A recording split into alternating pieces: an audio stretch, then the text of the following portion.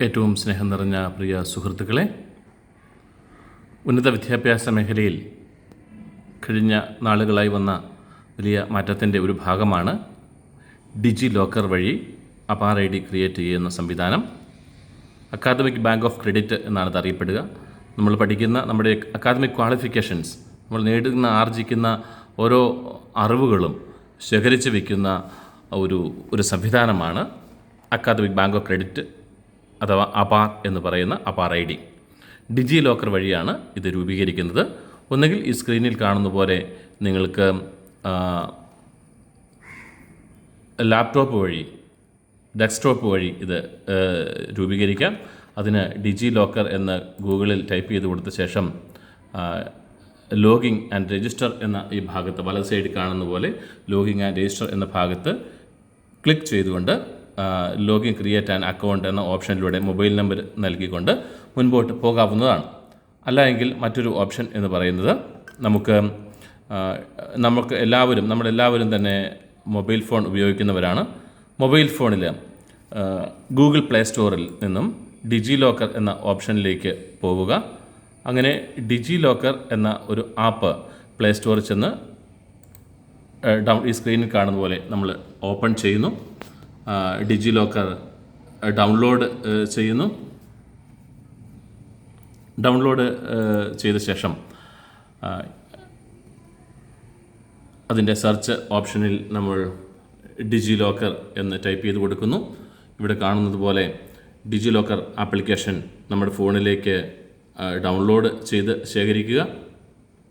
തുടർന്ന് അത് ഓപ്പൺ ചെയ്യുക.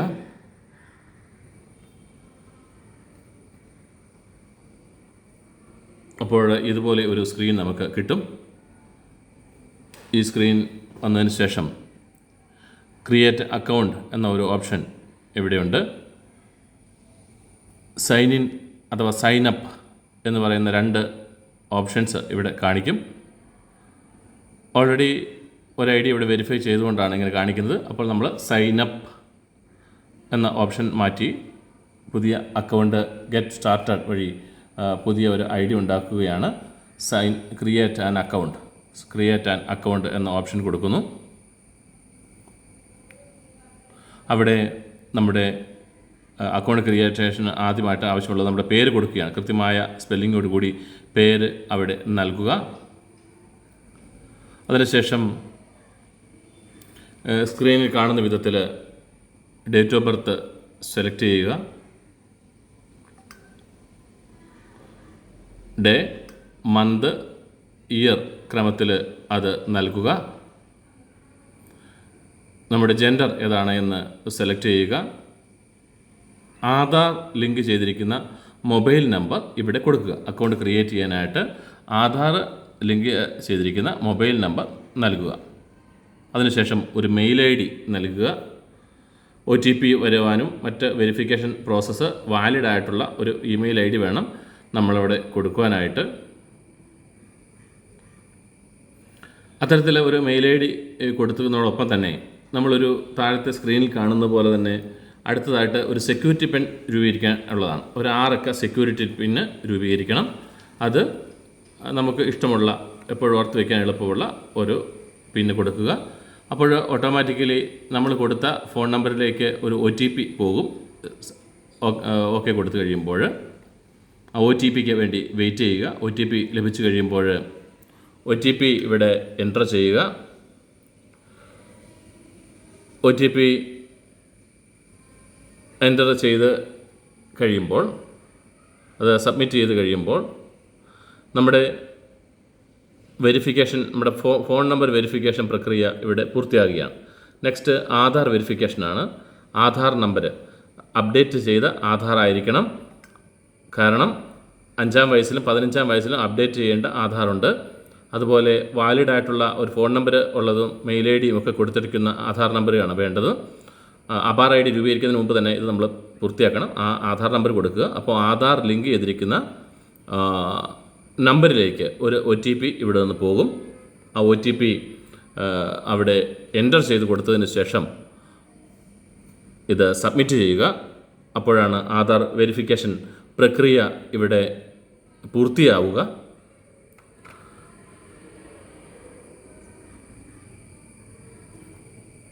ആധാർ OTP കിട്ടാതിരിക്കാനായിട്ടുള്ള 2-3 കാരണങ്ങൾ. ഒന്ന്, നമ്മൾ അപ്ഡേറ്റ് ചെയ്തുകൊണ്ടാവുകയില്ല. അല്ലെങ്കിൽ ആധാർ എടുത്ത സമയത്ത് കൊടുത്ത ഫോൺ നമ്പർ വേറെ ആയിരിക്കും.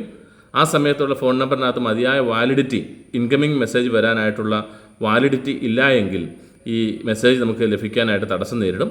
അതുകൊണ്ട് അപാർ ID ഉണ്ടാക്കുന്നതിന് മുമ്പ് തന്നെ കുട്ടികൾ തങ്ങളുടെ ആധാർ അപ്ഡേറ്റ് ചെയ്തതാണ് എന്നും വാലിഡായിട്ടുള്ള ഫോൺ നമ്പറാണ് കൊടുത്തിരിക്കുന്നതെന്നും ഉറപ്പുവരുത്തുക. അത്തരത്തിൽ ഉറപ്പുവരുത്തിയിട്ട് മാത്രം ഈ പ്രോസസ്സ് ചെയ്യുവാനായിട്ട് ആരംഭിക്കുക. അല്ലാത്ത പക്ഷം നമുക്ക് മുൻപോട്ടുള്ള പരീക്ഷകൾക്കും ഒക്കെ രജിസ്ട്രേഷനുമായി ബന്ധപ്പെട്ടൊക്കെ ഇത് വളരെ പ്രയാസങ്ങൾ നേരിടുന്നതായിട്ട് മുൻ വർഷത്തിൽ നമുക്ക് മനസ്സിലായിട്ടുണ്ട്. ഇവിടെ OTP ലഭിച്ചു കഴിഞ്ഞപ്പോൾ OTP നമ്മൾ എൻ്റർ ചെയ്ത് കൊടുത്തു, അത് സബ്മിറ്റ് ചെയ്തു.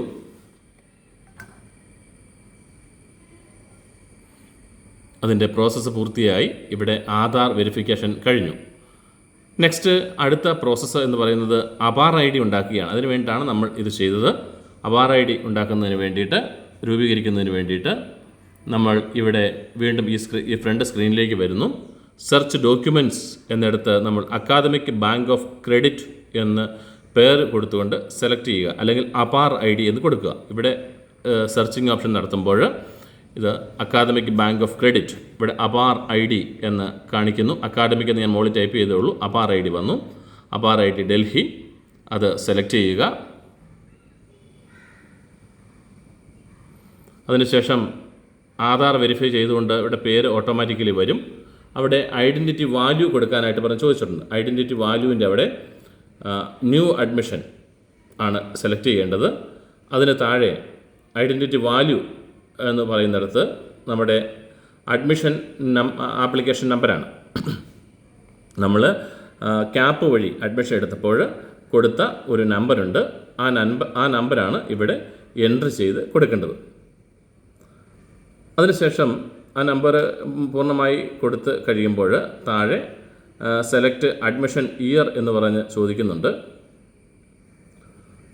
ആ അഡ്മിഷൻ ഇയറിൻ്റെ സ്ഥാനത്ത് 20, ഈ വർഷം കൊടുക്കുന്ന ഓരോരുത്തർ ഏത് വർഷമാണ് അഡ്മിഷൻ, 24 ഇത് കഴിഞ്ഞ വർഷത്തെയാണ്. 25-ലാണെങ്കിൽ ഇവിടെ 2025 എന്ന് കൊടുക്കുക. അതിനുശേഷം ഇൻസ്റ്റിറ്റ്യൂഷൻ സെലക്ട് ചെയ്യുന്നിടത്ത് നമുക്ക് MG യൂണിവേഴ്സിറ്റിയിൽ പഠിക്കുന്ന കുട്ടികളാണെങ്കിൽ മഹാത്മാഗാന്ധി യൂണിവേഴ്സിറ്റി കോട്ടയം എന്ന് കൊടുക്കുക, MG യൂണിവേഴ്സിറ്റി കൊടുക്കുക.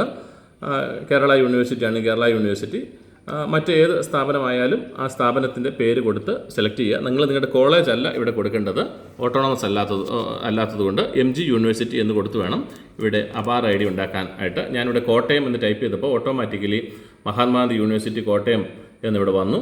അത് സെലക്ട് ചെയ്യുന്നു. അത് സെലക്ട് ചെയ്ത് കഴിഞ്ഞിട്ട് നമ്മൾ ഇവിടെ ടിക്ക് കൊടുത്ത് ഇത് സബ്മിറ്റ് ചെയ്യുന്നു. ഡോക്യുമെൻറ്റിനായിട്ട് പോകുന്നു. ആധാർ കാർഡ് വെരിഫിക്കേഷൻ പൂർത്തിയായി. അതിൻ്റെ താഴെയായിട്ട് അപാർ ID നമുക്ക് ഇപ്പോൾ ലഭ്യമാകും. അപ്പോൾ ഇവിടെ അക്കാദമിക് ബാങ്ക് ഓഫ് ക്രെഡിറ്റ് വീണ്ടും നോക്കുമ്പോൾ നമുക്ക് അതിനകത്ത് നമ്മുടെ അപാർ ID ലഭ്യമാകും. ഇത്തരത്തിൽ ആ കിട്ടുന്ന അപാർ ID നമ്മൾ ഡൗൺലോഡ് ചെയ്ത് വെച്ച് അത് എപ്പോഴും സൂക്ഷിച്ചു വയ്ക്കുക. ഇത് അക്കാദമിക് ബാങ്ക് ഓഫ് ക്രെഡിറ്റ് രൂപീകരിക്കുന്ന സമയത്ത് ശ്രദ്ധിക്കേണ്ട 1-2 കാര്യമെന്ന് പറയുന്നത് ആധാർ നമ്പർ, ഫോൺ നമ്പർ, അതോടൊപ്പം നമ്മളൊരു സെക്യൂരിറ്റി പിൻ കൊടുക്കാറുണ്ട്. സെക്യൂരിറ്റി പിന്ന് ഇത്രയും കാര്യങ്ങൾ നമ്മുടെ കൈവശം കൃത്യമായിട്ട് ഉണ്ടാവണം. അത്തരത്തിൽ ഈ രജിസ്ട്രേഷൻ പ്രക്രിയയും പൂർത്തിയാക്കാനായിട്ട് നമുക്ക് സാധിക്കും. അപാർ ID നമ്മുടെ മുൻപോട്ടുള്ള എല്ലാ പഠന ആവശ്യങ്ങൾക്കും കൃത്യമായിട്ട് ഉപയോഗിക്കുവാനും സാധിക്കും. Okay, thank you.